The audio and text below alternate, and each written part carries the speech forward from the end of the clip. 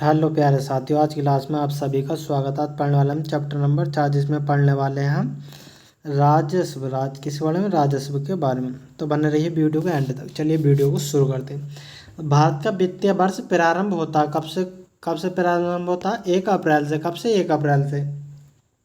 शून्य आधारित बजट का क्या अर्थ है? शून्य आधारित बजट का क्या अर्थ है? हर बार बिल्कुल नए सिरे से बजट तैयार करना। शून्य आधारित बजट नए तरीके से किस देश की देन है? किस देश की? संयुक्त राज्य अमेरिका की। किसकी? संयुक्त राज्य अमेरिका की। भारत में शून्य आधारित बजट को किस वर्ष के वार्षिक बजट में अपनाया गया? किस वर्ष के वार्षिक बजट में अपनाया? 1987 से 88 में।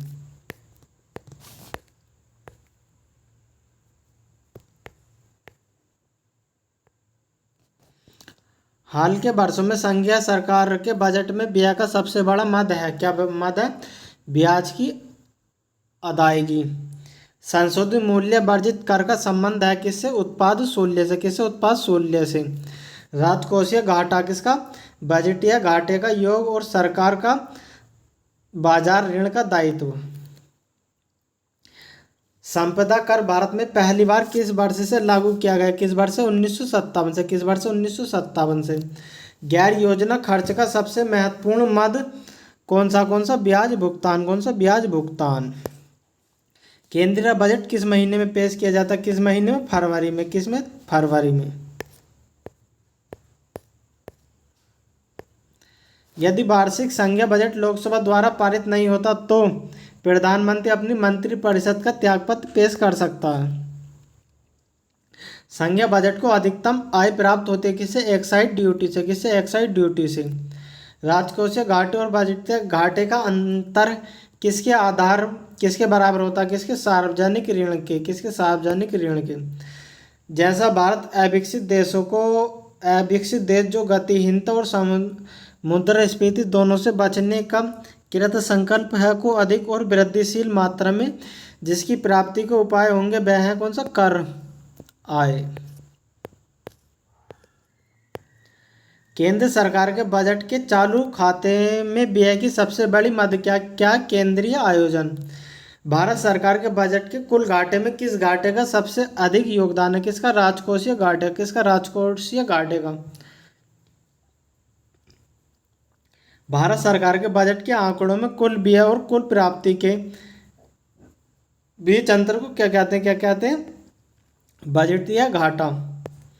बजट 2012 के अनुसार भारत का सुपर वरिष्ठ नागरिक कौन है? जिसने 80 वर्ष और अधिक आयु प्राप्त कर ली हो। बाद में कृषि आय कर लगाया जा सकता किस पर? राज्य सरकार द्वारा। किस पर? राज्य सरकार द्वारा। कौन सा क्षेत्र सबसे अधिक कर भुगतान करता? कौन सा? औद्योगिक क्षेत्र। कराधान एक उपकरण किसका? राजकोषीय नीति। किसका? राजकोषीय नीति का। भारत सरकार का व्यय किस पर इमदाद के कारण अधिकतम? किस पर? तेल पर। भारत का आर्थिक सर्वेक्षण प्रतिवर्ष किसके द्वारा प्रकाशित किया जाता है? किसके द्वारा? वित्त मंत्री के द्वारा। किसके? वित्त मंत्रालय के द्वारा।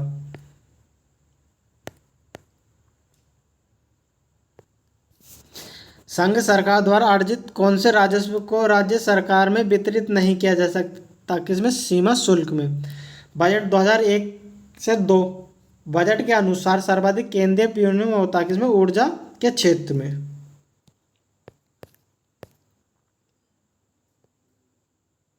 संघीय बजट 2011-12 में अधिकतम धन प्रावधान किया गया किसमें? ऊर्जा को। किसको? ऊर्जा को। निम्न में से कौन सा कर भारत सरकार द्वारा नहीं लिया जाता? कौन सा? मार्ग कर। यह भारत सरकार द्वारा नहीं लिया जाता।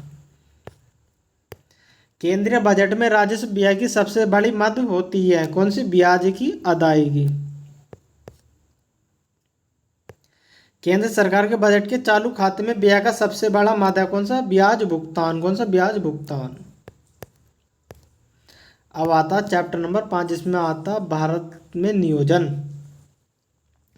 भारत में योजना से संबंधित सबसे पहले विचार प्रस्तुत करने का श्रेय किसे जाता? किसे? एम विश्वेश्वरैया को। किसे? एम विश्वेश्वरैया को। तुम जो पकड़ लो हाथ में सैया तू तो बदला नहीं फिर मौसम क्यों बदल गया।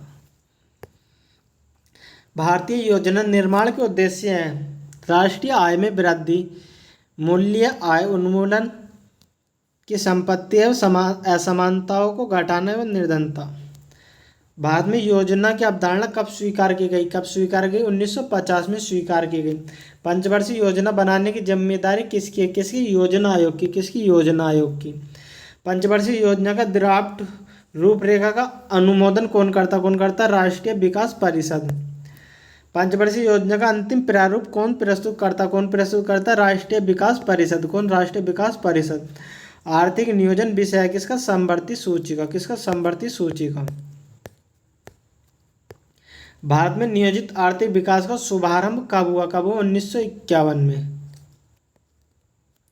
भारत सरकार में एक पृथक विभाग नियोजन एवं विकास विभाग कब खोला गया? 1944 में। राष्ट्रीय योजना समिति की स्थापना कब हुई? 1938 ईस्वी में। 1938 में। प्रथम पंचवर्षीय योजना में किस क्षेत्र की प्रमुखता दी जाती है? किस क्षेत्र की? कृषि क्षेत्र। किसकी? कृषि क्षेत्र की। 12वीं पंचवर्षीय योजना की अवधि है 2012 से 17। किसकी? 12वीं पंचवर्षीय योजना की अवधि। भारत में औद्योगिक की प्रक्रिया किस पंचवर्षीय योजना में प्रारंभ की गई थी? किसमें? द्वितीय में। औद्योगिकीकरण। द्वितीय पंचवर्षीय योजना का प्रारूप किसने तैयार किया? किसने? पीसी महलनोबिस ने। खाद्य एवं ग्रामीण उद्योग आयोग की स्थापना किस पंचवर्षीय योजना के अंतर्गत की गई? किसके? पहले के। उद्योगों के विकास और औद्योगिकरण की नीति किस योजना का अंग? किस योजना का अंग? द्वितीय योजना। किसका? द्वितीय योजना का। भारत में योजना के आरंभ से किसी भी पंचवर्षीय योजना का अनाच्छित कुल वर्षों की संख्या कितनी? 6। कितनी है? 6। भारत में योजना अवकाश था 1966 के सूखे के पश्चात। भारत सहायता क्लब की स्थापना किस पंचवर्षीय योजना अवधि के दौरान की गई? किसके? द्वितीय के। पंचवर्षीय योजना के इतिहास में भारत की सर्वाधिक असफल योजना कौन सी मानी जाती है? कौन सी? तृतीय योजना। तृतीय पंचवर्षीय योजना का मुख्य उद्देश्य क्या था? तृतीय पंचवर्षीय योजना का मुख्य उद्देश्य क्या था? आत्म पोषित विकास। भारत में किस पंचवर्षीय योजना में अपनी प्राथमिकता को विकास से हटाकर प्रतिरक्षा और केंद्रित कर दिया? किसे? तीसरी को।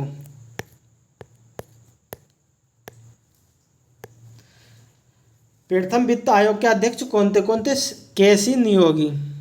किस पंचवर्षीय योजना के दौरान सरकार ने यह कृषि नीति बनाई कि जिसमें हरित क्रांति को जन्म दिया? कौन सी थी? चतुर्थ योजना। चौथी पंचवर्षीय योजना 1969 से 74 कहा जाता किसे? गाडगिल योजना को। किसे? गाडगिल योजना को। बाद में गरीबी हटाओ का नारा किस पंचवर्षीय योजना के अंतर्गत दिया गया? किसका? गरीबी हटाओ का नारा किसके अंतर्गत दिया गया? 5वीं के।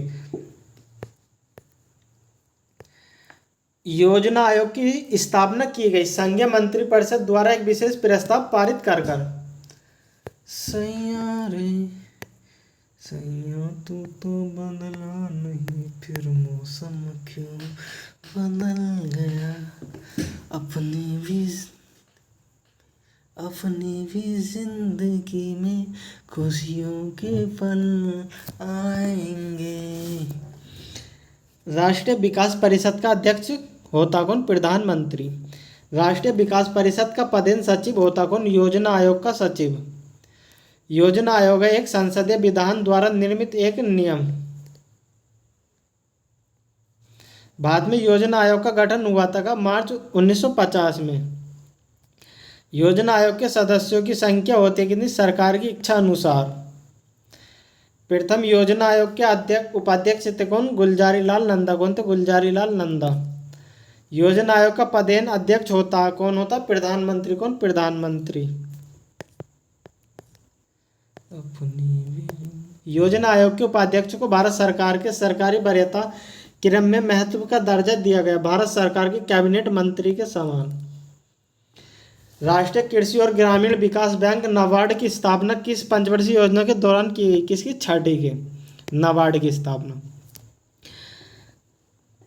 आर्थिक आयोजन एक अनिवार्य अभिलक्षण है किसका? समाजवादी अर्थव्यवस्था। किसका? समाजवादी अर्थव्यवस्था का। 7वीं पंचवर्षीय योजना की अवधि है 1985 से 90। 7वीं पंचवर्षीय योजना का प्रारंभ किया गया एक महत्वपूर्ण रोजगार कार्यक्रम JRY के अनुसार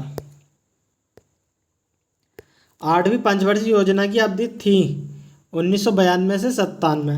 अर्थव्यवस्था के विकास के लिए केंद्रीकृत योजना सर्वप्रथम कहाँ अपनाई गई? कहाँ? पूर्वी सोवियत संघ में। बाद में वित्त आयोग के गठन का प्रावधान संविधान की किस अनुच्छेद में वर्णित है? किस अनुच्छेद में? 280 में। राष्ट्रीय विकास परिषद का गठन किस वर्ष किया गया? किस वर्ष? 1952 में। किस वर्ष? 1952 में।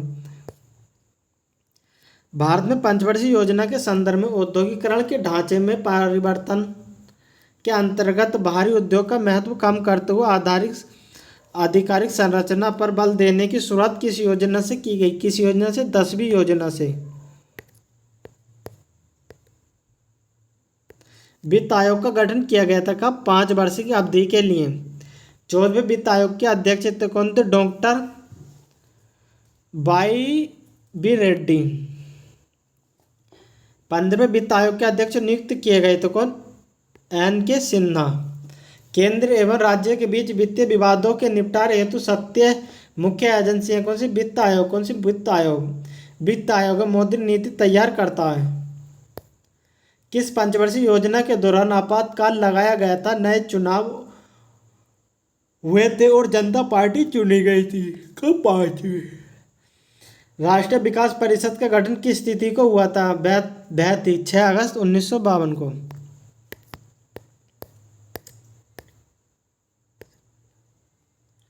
वित्त आयोग के अध्यक्ष के लिए जरूरी है कि वह सार्वजनिक मामलों में अनुभव वाला व्यक्ति हो। राष्ट्रीय नियोजन में रोलिंग प्लान की अवधारणा लागू की गई थी जनता सरकार के द्वारा। बाद में योजना अवकाश की अवधि थी 1966 से 69।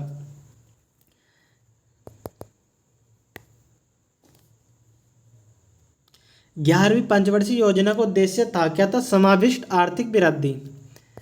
20 सूत्रीय आर्थिक कार्यक्रम प्रथम बार किस वर्ष प्रारंभ किया गया था? किस वर्ष प्रारंभ किया गया था? 1975 में। अपने भी जिंदगी में खुशियों के पल आएंगे। किस पंचवर्षीय योजना में बाहरी उद्योग को प्राथमिकता दी गई थी? किस में दी गई थी? दूसरी पंचवर्षीय योजना में। 13वें वित्त आयोग की स्थितियों के अंतर्गत राज्यों की भागीदारी केंद्रीय करों की न्यूनतम प्रतिशत कितनी? 32%। 8वीं पंचवर्षीय योजना में निवेश परिव्यय की कुल राशि कितनी थी? कितनी थी? 7,98,000 करोड़ रुपए। राष्ट्रीय विकास परिषद नेशनल डेवलपमेंट काउंसिल का मुख्य संबंध था किससे था? पंचवर्षीय योजना के अनुमोदन से। किससे था? पंचवर्षीय योजना के अनुमोदन से। ऑप्शन ए इसका बिल्कुल सही उत्तर होगा। कौन सा? Option A. राष्ट्रीय विकास परिषद का गठन किस तिथि को हुआ था? किस तिथि को हुआ था? 6 अगस्त 1952 को। 92 को। भारत का योजना आयोग है कौन सा आयोग है? एक सलाहकार संस्था। भारत सरकार की योजना आयोग ने 8वीं योजना के लिए निम्न में से किस विकास दर को चुना? किसे चुना? 5.6 को। किसे? 5.6 को।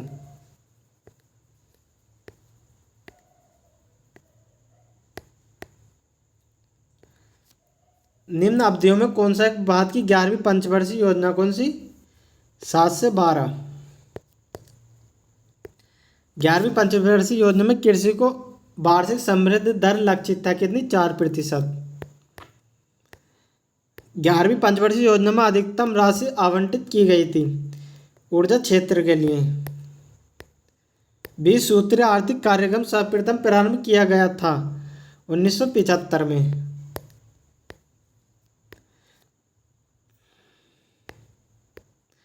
भारत नववर्ष पंचवर्षीय योजना की आर्थिक विकास दर जो निर्धारित की गई थी कितनी थी? 6.5%। कितनी? 6.5%। योजना काल में सर्वाधिक समृद्धि प्राप्त की गई थी 8वीं योजना में। प्रसिद्ध गरीबी हटाओ दिया गया था नारा 5वीं पंचवर्षीय योजना 1974 से 78 के दौरान। देश में सर्वाधिक समृद्धि प्राप्त दर की गई थी 10वीं पंचवर्षीय योजना में। 10वीं पंचवर्षीय योजना में उच्चतम वृद्धि दर लक्षित थी, कहाँ किस में थी? संचार में। अब ये एक नज़र में देख लेते पंचवर्षीय योजनाएं।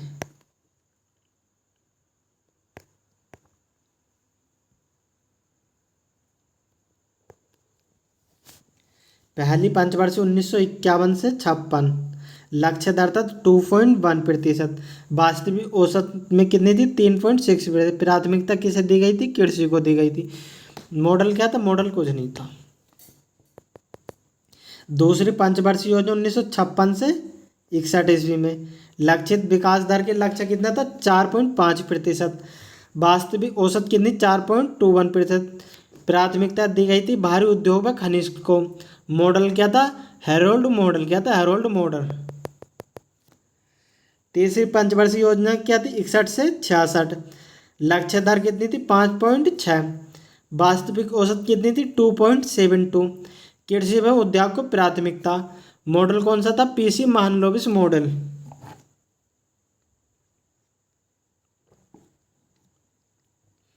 अब आता चौथी पंचवर्षीय योजना 69 से 74, विकास दर थी 5.7, वास्तविक औसत 2.05। समाजवादी समाज की स्थापना सुखमनी चक्रवर्ती तथा प्रमोद से रेड्डी के द्वारा। पांचवी पंचवर्षीय योजना 74 से 78, छठी थी 80 से 85, सातवीं थी 85 से 90, आठवीं थी 92 से 97, नौवीं थी 97 से 2, 10वीं थी 2002 से 7 और 11वीं थी 2007 से 12, 12वीं थी 12 से 17।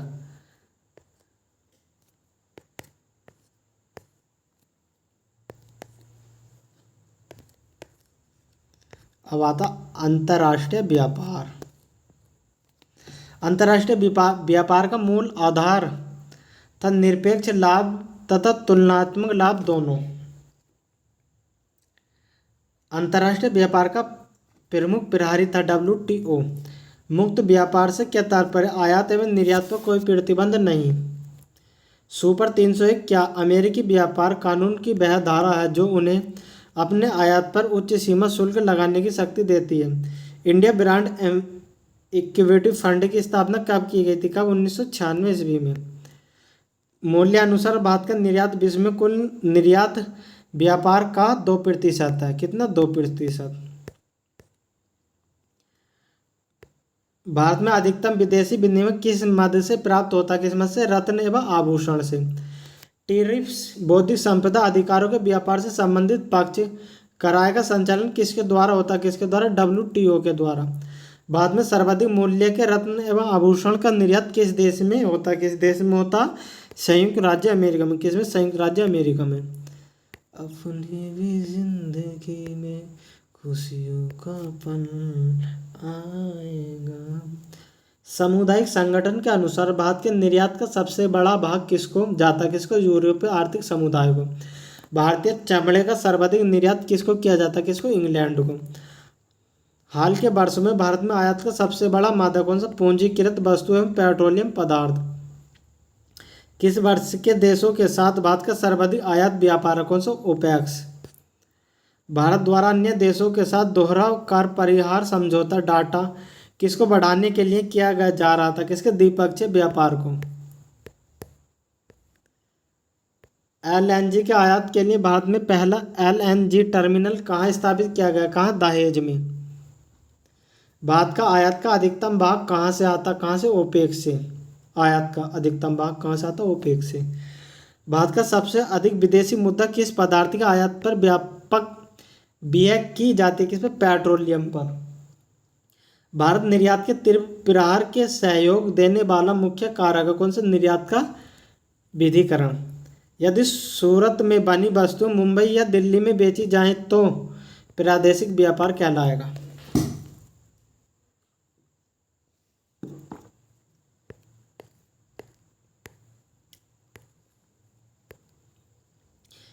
किसके निर्यात से भारत में निर्यात आय में सर्वाधिक योगदान होता है? किसके? रत्न एवं आभूषण में।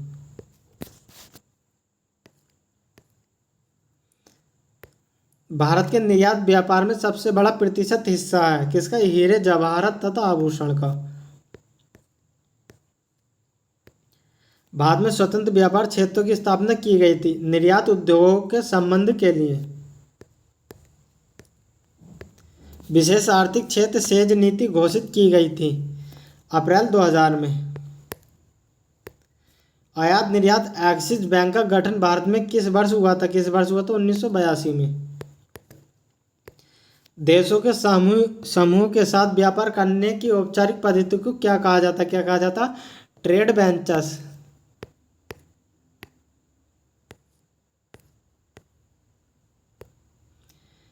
भारत विदेश व्यापार संस्थान कहाँ स्थित है? कहाँ स्थित है? नई दिल्ली में।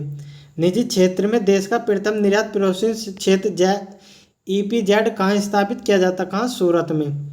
उत्तर प्रदेश में निर्यात प्रोसेसिंग क्षेत्र कहाँ है? कहाँ? नोएडा में। कौन सा संगठन विदेश व्यापार का समर्थन करता? कौन सा? ECGC। भारत की किस नकदी फसल से निर्यात के द्वारा अधिकतम विदेशी मुद्रा की आय प्राप्त की जाती है? किसकी? चाय की। विश्व व्यापार संगठन WTO किसका अंग है? वह है गैट सदस्यों द्वारा स्थापित एक अंतर्राष्ट्रीय व्यापार संगठन। गैट का तात्पर्य general agreement on traffic and trade. भुगतान संतुलन में निहित होता है दृश्य व्यापक अदृश्य व्यापक ऋण। किस वर्ष विदेशी विनिमय प्रबंध अधिनियम FEMA प्रभावी हुआ? किसमें? 2003 में। भारत में फीमा के स्थान ले लिया फीमा ने। अंतर्राष्ट्रीय बाजार में किस चीज़ की आपूर्ति में भारत का एकाधिकार है? किसका? अभ्रक का। दो देशों के बीच वस्तु विनिमय को क्या कहा जाता है? क्या है? द्विपक्षीय व्यापार। अब आती हैं समितियां।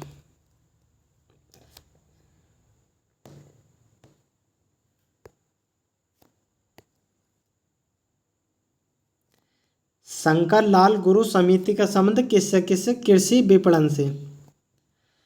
मीरा सेठ समिति का संबंध किससे? किससे? हथकरघा के विकास से।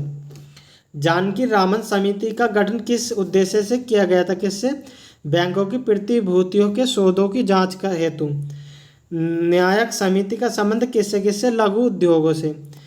रेखा समिति का संबंध किससे? किससे? अप्रत्यक्ष कर के संबंध में समान नियमावली बनाने से। नरसिम्हा समिति ने किस संबंध में अपने सुझाव केंद्र सरकार को दिए हैं? बैंकिंग संरचना सुधार संबंध में। ज्ञान प्रकाश समिति का संबंध किससे था? किससे था? चीनी घोटाला से। सुंदर राजन समिति का संबंध किससे? पेट्रोलियम से। सहकारी समिति विषय संबंध किससे? केंद्र राज्य संबंध से। भूतलिंग समिति संबंधित किससे? BAT से। उर्जित पटेल समिति का संबंध किससे? मौद्रिक एवं साख नीति के मौजूद फ्रेमवर्क की समीक्षा से। चलिए समिति किस क्षेत्र में जांच हेतु गठित की गई? किसमें? प्रत्यक्ष कर में। कैलकट टास्क फोर्स की सिफारिश का संबंध किससे? किससे? करों से। भंडारी समिति ने किसके संबंध में अपनी सिफारिश प्रस्तुत की थी? किसकी? क्षेत्रीय ग्रामीण बैंक की पुनर्संरचना के। रंगराजन समिति का संबंध किस घटक से था? किससे? भुगतान संतुलन घाटा से। RN मल्होत्रा समिति किस क्षेत्र से संबंधित सुधारों के लिए रिपोर्ट प्रस्तुत करते? किसकी? बीमा क्षेत्र में। आबिद हुसैन समिति किस मंत्रालय द्वारा गठित की गई थी? किसके? उद्योग मंत्रालय द्वारा। किसके? उद्योग मंत्रालय द्वारा।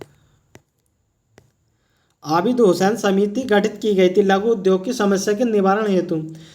तारोपोर समिति निम्न में से किस एक से संबंधित थी? किससे? पूर्ण पूंजी लेखा परिसर परिवर्तनीय से।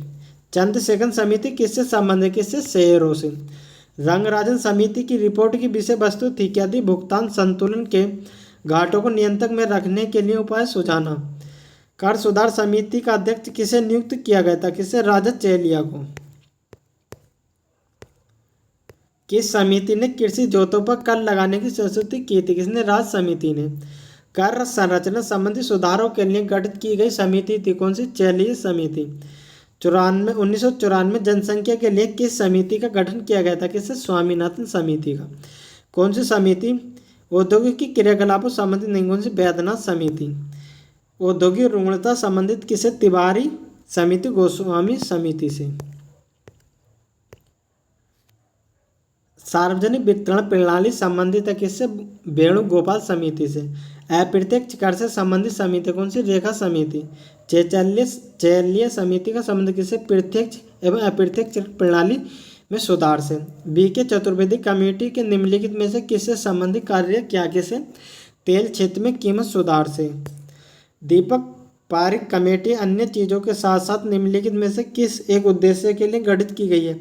अवसंरचना के विकास और वित्तीय के लिए उपाय सुझाना। नरसिम्हा समिति का संबंध किससे? बैंकिंग क्षेत्र में सुधार में। अब आता विविध। गोल्डन हैंडशेक स्कीम किससे संबंधित? किससे? स्वेच्छा सेवन नीति से। किन 4 देशों को एशियन टाइगर कहा जाता? किसे? हांगकांग, सिंगकांग, द कोरिया, ताइवान को। महात्मा गांधी राष्ट्रीय ग्रामीण रोजगार अधिनियम के अंतर्गत कार्यरत कामगारों की मजदूरी अब किस पर आधारित? किस पर? मल्टी कमोडिटी एक्सचेंज सूचकांक पर।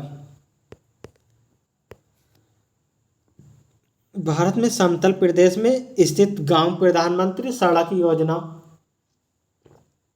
के अंतर्गत आते हैं यदि गांव उसकी जनसंख्या कितने से अधिक होनी चाहिए? किससे? 1000 से अधिक होनी चाहिए।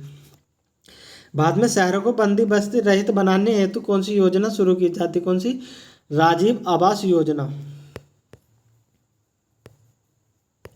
देश में सभी जिलों में कार्यरत किया जा रहा सर्व शिक्षा योजना।